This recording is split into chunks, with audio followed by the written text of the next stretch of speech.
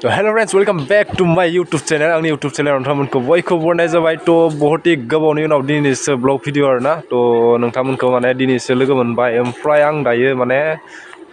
खामानि मावफैदों आरोना तो मोनसे जोंनि खाथियावनो ओमफ्राय बिराद गिदिर मोनसे गिर्जा बानायदों आरो जोंनि खाथियावनो 2 नं टकलापारा होननाय जायगायाव तो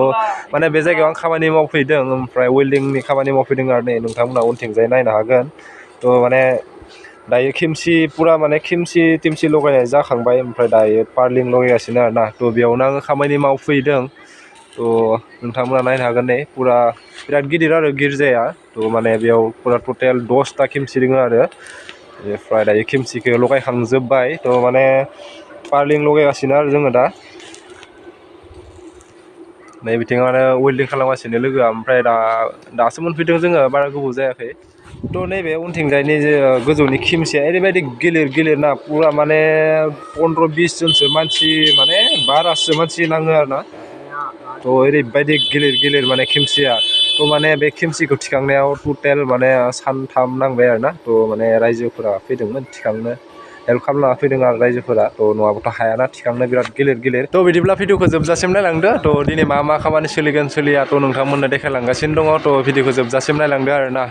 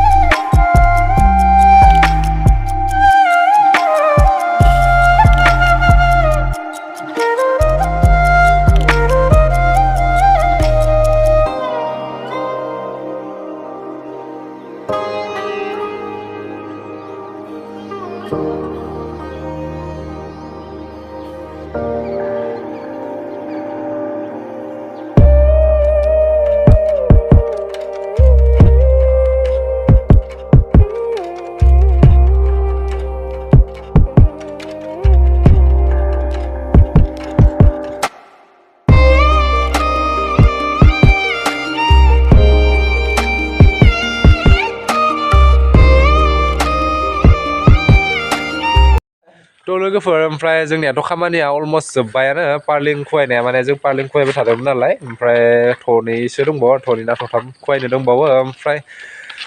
जोबफ्रामबायानो तो दायो थिं खुवायनो दंबावो आरो थिं खुवायबाथाय माने जोबसिगोन आरो जोंनिया खामानिया तो नोंथांमोनखौ माने नैबे ब्लगनि गेजेरजों बेखौनो शेयार खालामबाय आरो तो